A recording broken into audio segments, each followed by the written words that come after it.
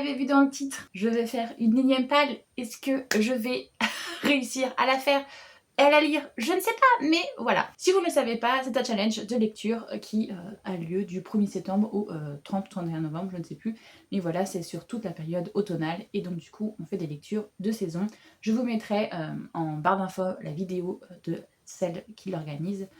Et comme ça, vous pouvez aller voir sa vidéo explicative. Elle a fait 3 menus distincts. Il y en a un qui est toujours le même et qui est toujours celui-là que j'ai le plus de mal, puisque moi, les frissons, c'est pas trop mon truc. Mais du coup, je vais vous montrer les livres que j'ai mis dans ces catégories. J'ai mon ordinateur juste ici, puisqu'en fait, elle a des noms de catégories à rallonge et plein de mots-clés hyper longs. Donc du coup, je vais lire, parce que mon cerveau n'est absolument pas capable de retenir les informations, surtout par cette chaleur. Comme ça, si vous me voyez, vous savez, c'est pourquoi. C'est parce que je lis les informations qui sont juste là. Le premier menu, c'est automne rayonnant. Et donc du coup, on a 4 sous-catégories. On a je ne couperai pas mes cheveux, je ne parlerai pas moins fort. Et dans les mots-clés, on a mythologie, sécheresse, liberté, émancipation et féminisme. Là, j'ai regardé dans ma palle, il y en a un direct qui m'a tilté, même si c'est une grosse pavasse, je vais y mettre le temps des sorcières. Je ne sais plus exactement de quoi ça parle, mais je sais qu'on est normalement sur des sœurs qui vont vouloir se venger puisqu'elles ont été tuées, je crois, au temps de l'Inquisition et tout, au temps des sorcières. Et donc, du coup, il y a une espèce de malédiction, elles vont vouloir venir se réincarner ou se venger. Enfin, je sais plus c'est quoi le sujet, mais je sais qu'on va parler, du coup, des sorcières qui ont été brûlées, des femmes, de la condition féminine et tout et tout. Donc, je pense que celui-ci, il rentre parfaitement dans la catégorie. Ensuite, on a comme thème ma meilleure ennemie, et donc les mots-clés sont dualité, hiérarchie, inégalité, résistance, rebelle, sacrifice, enemies to lover, steampunk. Je vais mettre un livre que je n'ai pas encore en ma possession, mais que j'ai sur ma liseuse et que normalement je recevrai cet hiver, puisque je crois qu'il va faire partie de mon calendrier de l'Avent. Mais voilà. Je vais mettre La Société secrète des sorcières extraordinaires, ou La Société très secrète des sorcières extraordinaires. Bref, je sais plus c'est quoi le titre exact, mais vous avez très bien compris de quoi je parle. C'est un banger qui a fait un phénomène l'année dernière, et je suis à la bout, donc ce serait bien que je me mette à jour, surtout que vous allez le voir, il y a un tome 2 qui va sortir, enfin tome 2, voilà, il y a un autre tome qui va sortir, et du coup j'aimerais bien lire le 1 pour savoir si je lis le 2, parce que le 2 m'intéresse aussi particulièrement, et que potentiellement, eh bien, je vais l'avoir aussi sur ma liseuse, donc il va falloir que je me mette un petit peu à jour. On est sur l'histoire d'une jeune femme qui est une sorcière dans ce monde-là, mais les sorcières ne se montrent pas au grand jour, et au contraire, les sorcières restent un peu chacune chez soi, parce que quand il y a une grosse concentration de sorcières à un endroit, en gros, ça produit des effets magiques, et donc du coup, voilà, c'est pas chouette. Mais cette jeune fille a la particularité d'être une youtubeuse qui se fait passer pour une sorcière un peu en mode New Age, et donc du coup, les gens ne la croient pas parce qu'ils savent que les sorcières ça n'existe pas, enfin, ils pensent que les sorcières ça n'existe pas, mais comme elle se fait passer pour une sorcière alors qu'elle est vraiment une sorcière, enfin bref, tout un truc. Et elle va être contactée par un homme qui a 3 petites sorcières justement chez lui et qui aimerait qu'elle lui apprenne, qu'elle leur apprenne à utiliser leurs dons, à utiliser de la magie. Sauf qu'au début, elle est pas trop chaude, mais elle va finir par accepter, et donc on va avoir tout ce moment là, un peu dans un manoir, cosy et tout, avec justement. Ça a l'air trop chouette et tout le monde a adoré, j'ai vu que des gros coups de cœur, donc je me dis, moi aussi je veux en faire.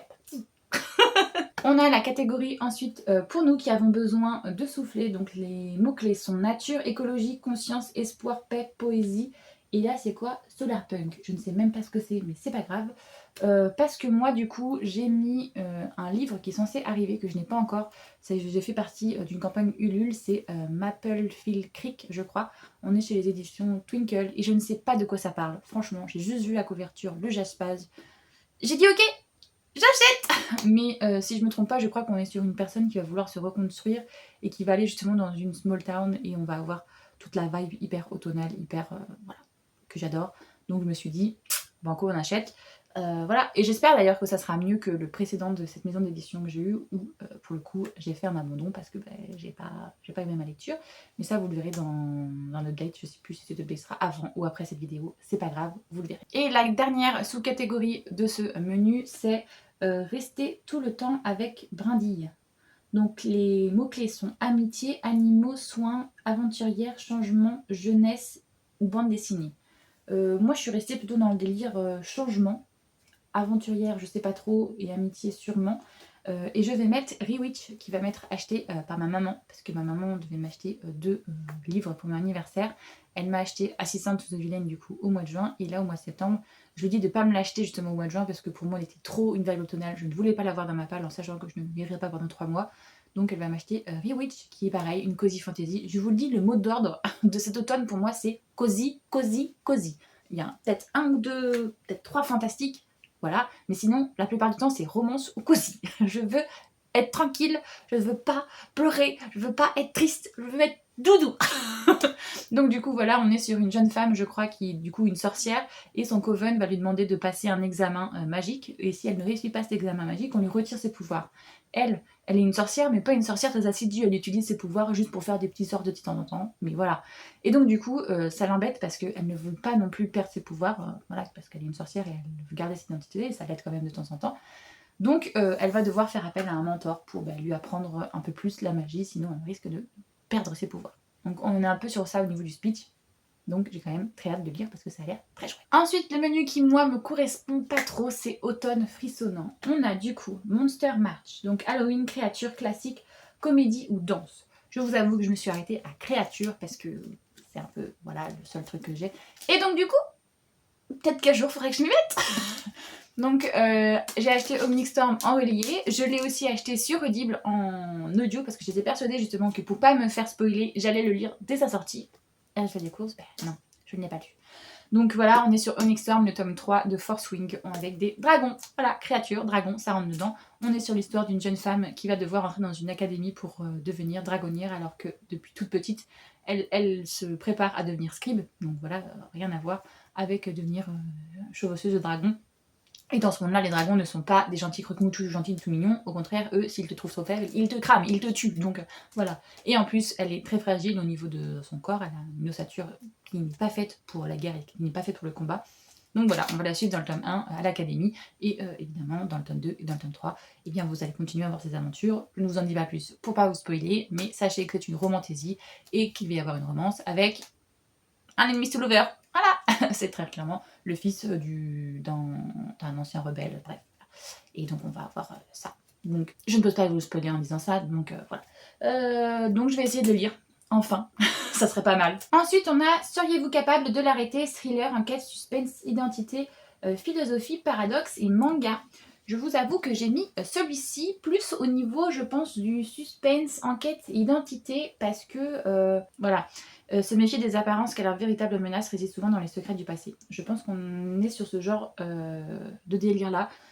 À voir. J'avais vu que c'était avec, du coup, il me semble, des faées, ou en tout cas, on est avec des elfes, donc on est sur des créatures magiques, on est sur des identités, des enquêtes, des suspens. Je pense que on va être pas mal au niveau de cette romantaisie.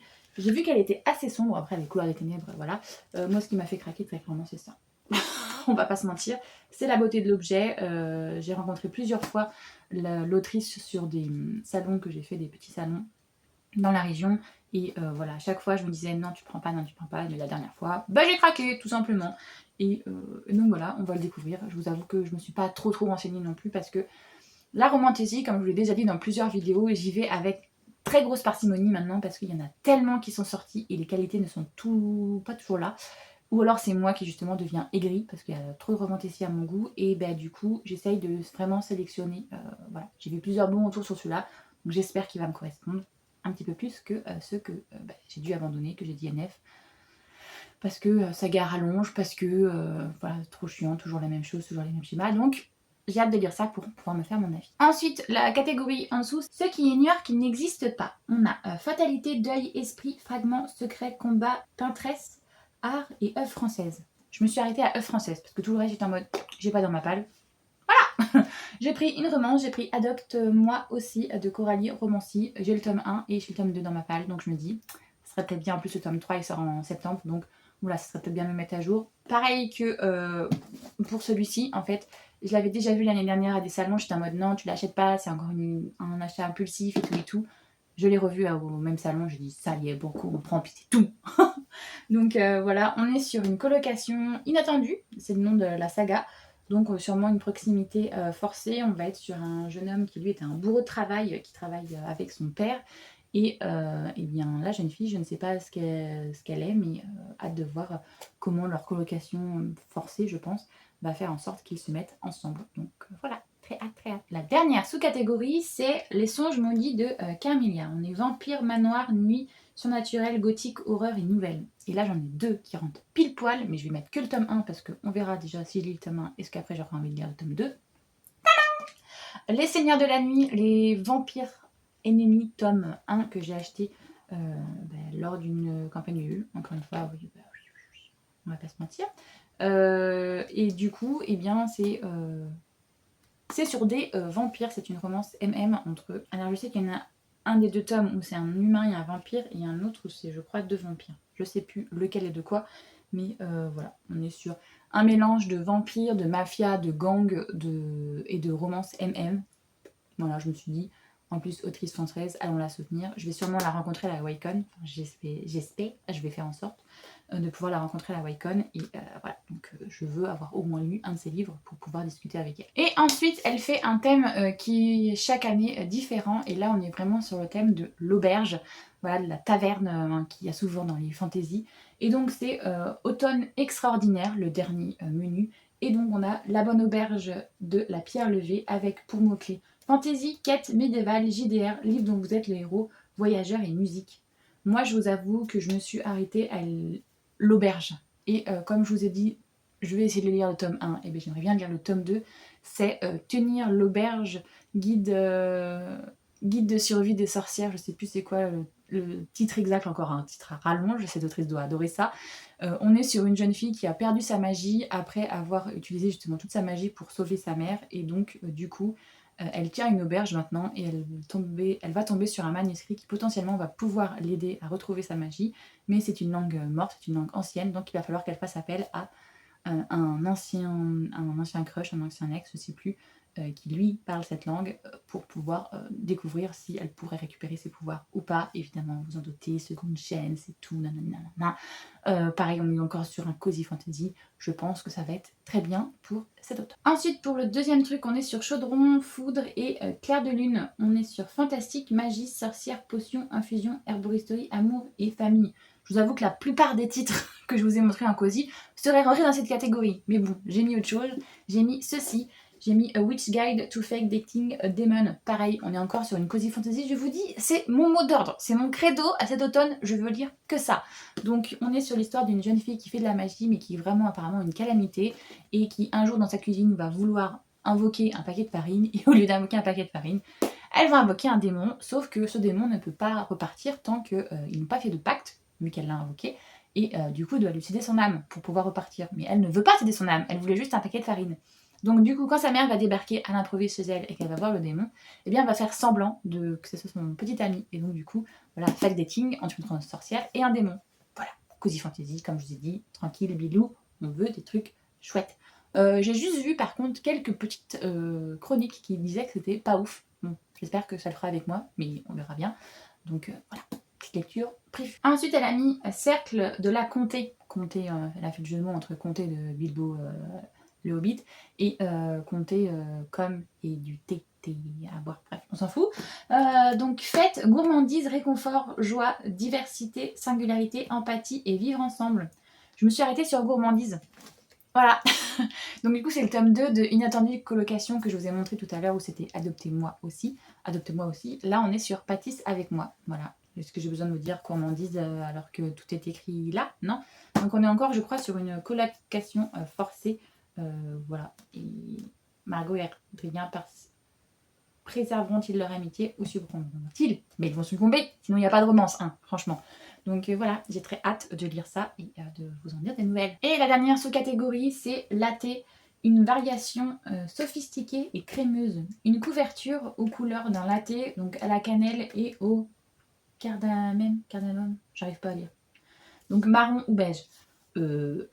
Là on a eu un problème, donc je me suis dit c'est pas grave, on va aller sur du marron, orangeâtre, ben, un peu comme voilà, on est sur des couleurs qui restent automnales. Le latte je sais pas trop s'il ressemble à ça, mais c'est pas grave. Je vais essayer d'écouter en audio L'Héritière de Feu Kéléana. J'avais commencé, je m'étais bien lancée au début de l'année et tout, mais là avec l'été je vous avoue que j'ai totalement lâché la saga. Comme je vous ai dit, j'ai eu une petite panne de lecture, donc Ça a été compliqué pour moi, mais là je me dis c'est justement le bon moment de pouvoir potentiellement me remettre dans un bon mood avec l'audio de Keleana. Donc on est sur le tome 4, je crois, 3 ou 4, je sais plus, bref. Keleana, on est sur l'histoire d'une jeune femme qui est la meilleure assassineuse de son royaume, mais qui, par un mauvais coup du sort, va se faire choper, attraper et va être envoyée dans une espèce de goulag, un centre justement où c'est des mines de sel, mais les gens ne survivent pas plus d'un mois parce que les conditions de vie sont déplorables. Elle, ça fait plus d'un an qu'elle y est et elle survit, malgré tous les pronostics, elle les déjoue tous. Et bien justement, le prince de ce royaume va décider de venir récupérer cette fille qui est connue comme l'assassineuse du royaume, parce que, eh bien, il a besoin d'un champion pour participer au concours que son père organise. Et il se dit que cette fille, si elle est l'assassineuse du royaume et qu'en plus elle est capable de vivre dans des conditions exécrables, elle pourrait très bien être une très bonne championne pour le concours de son père. Donc on va assister à l'arrivée de Keleana dans le royaume qu'elle déteste, puisque c'est ce royaume qui a conquéri le sien. Et enfin bref, vous allez voir toutes les intrigues politiques. Et en même temps, on est sur une romantécie. Donc je vous laisse deviner avec qui elle va finir. Et je vous garantis que cette saga défie tous les pronostics. On a un premier love terrestre, on a un deuxième, et vu que je me suis déjà fait spoiler pas mal de choses, je sais qu'on en aura un troisième et que le troisième sera enfin le bon. Voilà. Donc j'ai hâte de lire ça justement pour rencontrer enfin ce troisième love interest que j'ai cru comprendre qui c'était, mais que pour le moment je n'ai encore rien de sûr. Donc voilà. Hâte de lire ça et de vous en donner des nouvelles. Dans son challenge, on a la possibilité de lire, mais on peut aussi regarder des séries qui correspondent aux catégories, ou on peut aussi jouer à des jeux, que ce soit de plateau ou des jeux de société. Moi, je vous avoue que je vais me rajouter, pour une fois, je le fais jamais, mais là, vu que c'est la saison automnale et tout, je vais sûrement regarder des séries ou des vidéos YouTube en rapport avec un petit peu toutes ces thématiques. Donc je vous l'indique juste comme ça, vite fait. Mais je vais regarder évidemment la saison 2 de mercredi, c'est un obligé. Je vais aussi regarder Arcane, parce qu'elle en a parlé dans sa vidéo, et c'est vrai que j'avais commencé à regarder les premiers épisodes, mais ça serait peut-être bien que je finisse la saison 1 et que je me mette à jour en regardant la saison 2. Donc comme ça me ferait ces deux séries-là. Et après, moi, il y a aussi pas mal de HVF que j'ai arrêté de regarder au printemps et là en été. Donc je me dis, je vais pouvoir tous me les refaire, les HVF de Marsky, parce que c'est des histoires vraies très flippantes. En fait, il revient sur des crimes, sur des tueurs en série et tout. Donc je pense qu'au niveau frisson automne, là, on y sera pas mal. Et aussi toutes les enquêtes paranormales, que ce soit celle que je regarde de Jill, de Silent Jill, ou que ce soit de celle de Marie de Angel Phoenix. Pareil, voilà, on sera parfait quand j'aurai fini mon moment plutôt cosy automnal. Là, quand on arrivera dans vraiment Halloween avec les frissons, je me mettrai plutôt ce genre de contenu-là. Donc voilà ce que je compte faire pour ma pile à lire du challenge, le Pumpkin Autumn Challenge. J'espère que cette vidéo vous a plu, parce que moi je vous avoue que là j'ai très chaud, que je vais très vite enlever ce pull. Si vous aussi vous comptez participer au challenge, n'hésitez pas à me le dire en commentaire, ça pourrait être drôle de voir si on est nombreux ou pas. Si vous n'osez pas commenter en mettant un commentaire constructif, mettez, moi je sais pas, des citrouilles, des feuilles qui tombent, des cœurs orange, tout ce que vous voulez, mais mettez un petit commentaire avec un petit emoji, ça permettra encore une fois à l'algorithme de booster ma vidéo. Évidemment, si vous avez aimé mon contenu, n'hésitez pas à liker, ça aide énormément pour le référencement. Et puis si vous souhaitez voir le reste de mes vidéos, n'hésitez pas à vous abonner. Moi j'espère que tout va bien pour vous, que vous passez un bon moment, que vous faites de bonnes lectures, et je vous fais tout plein de gros bisous.